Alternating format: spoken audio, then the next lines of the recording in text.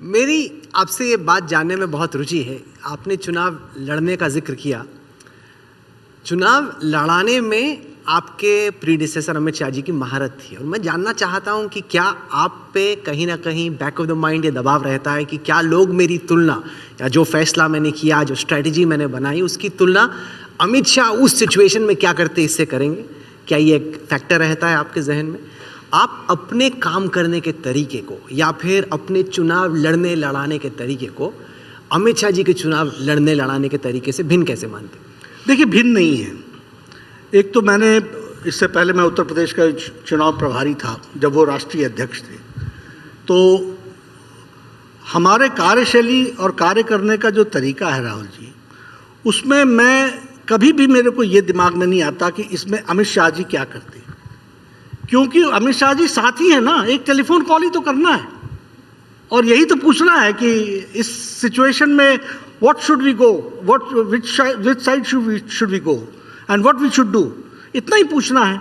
तो ये मेरे से बाहर कहाँ है। और उनका भी या राजनाथ जी का भी, उनका भी या नितिन जी का, सबका हमको साथ मिलता है और हमारे प्रधानमंत्री जी भी सारी चीज़ों में रुचि लेते हैं और एक प्रशासक होने के बावजूद भी उनका राजनीतिक दृष्टि से बहुत एक्टिव पार्टी में कंट्रीब्यूशन होता रहता है। तो मैं मुझे कभी इस तरीके से न सोचने का मौका मिला है और मैं इसमें कोई, जैसे मैंने कहा कि कलेक्टिव विजडम से चलना है, तो अपने व्यू पॉइंट को कहने में मुझे कोई दिक्कत भी नहीं होती है। और बहुत बार ऐसा होता है कि वो कुछ बोलते भी हैं, फिर मैं बोलता हूँ ये भी एक व्यू पॉइंट आया है, बोला ये भी अच्छा है, देख लो, इसको कर लो तो अच्छा रहेगा। तो इट्स मुझे कोई अच्छा शब्द नहीं है, लेकिन ये उधार नहीं लेना होता, ये हमारा ही है। तो इसलिए हमको अपने बीच में उनकी बातों को लेकर के चलने का हमेशा सौभाग्य मिलता है। तो I don't feel that way. हाँ, नेताओं में अगर ये आ जाती है कि मैंने कुछ अलग करना है, तो समस्या यहाँ से खड़ी होती है। और हमने बार बार कहा कि मोदी जी के नेतृत्व में कलेक्टिव विजडम में हम सब लोग साथ चल रहे हैं, तो ये दिक्कत ही नहीं आती मुझे।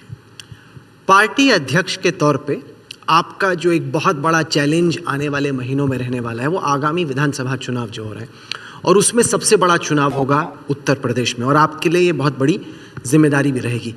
इस वक्त उत्तर प्रदेश के चुनावी समीकरण को आप कैसे पढ़ते हैं? आपके हिसाब से जो योगी आदित्यनाथ जी की बीजेपी की सरकार है, उसके परफॉर्मेंस को लेके जब आप जनता के पास जाएंगे, क्योंकि तमाम फैक्टर्स हैं, सरकार का खुद का परफॉर्मेंस है, कोरोना काल में जो लोगों को दिक्कतें हुई कहीं ना कहीं वो एक सवाल है, तमाम तरह के इश्यूज़ हैं जो कि इस वक्त चल रहे हैं। उत्तर प्रदेश में चुनावों को लेकर आपकी क्या तैयारी चल रही है? आप कितने कॉन्फिडेंस हैं कि लखनऊ में एक बार फिर से बीजेपी की सरकार बने? देखिए, वैसे स्ट्रैटेजी को पब्लिक करने का विषय कम होता है और राजनीति में रणनीति पर्दे का विषय होता है। लेकिन मैं एक बात आपको ज़रूर बोलना चाहता हूँ कि भारतीय जनता पार्टी हमेशा ही, हर दिन, हर पल, हर समय एक योजनाबद्ध तरीके से आगे बढ़ती है। इसलिए बाकी लोग चुनाव तो तब लड़ेंगे ना जब कोड ऑफ कंडक्ट लड़ेगा। हम तो हर दृष्टि से हमेशा प्लानिंग के साथ पार्टी क्या कर रही है उसको आगे बढ़ाते हैं। इसलिए कई बार मैं कहना नहीं चाहता हूँ क्योंकि ये थोड़ा सा एरोगेंस हो जाएगा, लेकिन जो लोग अभी करने लगे हैं वो होमवर्क हम लोग बहुत पहले कर चुके हैं।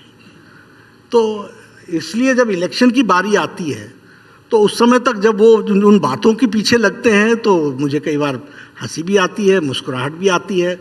अब ये रणनीति का विषय होता है इसलिए हम बताते नहीं हैं, लेकिन इलेक्शन की तैयारी हम अभी थोड़ा ना कर रहे हैं, ये तो बहुत पहले से शुरू हो गया है।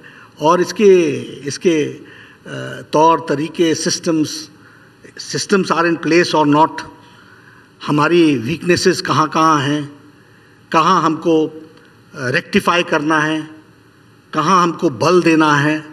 और आप सब लोग सुबह शाम हम लोग को इतना बताते रहते हैं, तो वो हमारे लिए कांस्टेंट सोर्स ऑफ इंफॉर्मेशन होता है। उस इंफॉर्मेशन पर हम वर्क करते हैं। तो इसलिए उत्तर प्रदेश के चुनाव हो चाहे कहीं का भी चुनाव हो, भारतीय जनता पार्टी उस दिन नहीं लड़ने ले जाती है जिस दिन चुनाव होते हैं।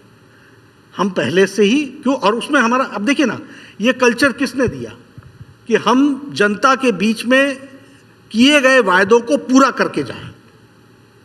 ये इससे पहले क्यों नहीं था 70 साल में ये कल्चर? नया मैनिफेस्टो लेकर के आ जाती थी पॉलिटिकल पार्टीज और जनता भी भूल जाती थी। ये अपना होमवर्क, अपना ये कार्ड बताना, यानी अपना जो हमने काम किया है उसको बताना, ये काम तो भारतीय जनता पार्टी ने सिखाया। तो इसलिए हम कॉन्शियसली और कॉशियसली इस बात को करते रहते हैं कि क्या कहा था, क्या किया है, क्या करना बाकी रह गया, कब तक हम करेंगे। हमारे यहाँ इसके लिए कमिटीज बनी है, पॉलिटिकल पार्टीज में मैनिफेस्टो कमेटी की इम्प्लीमेंटेशन कमेटी बनी है।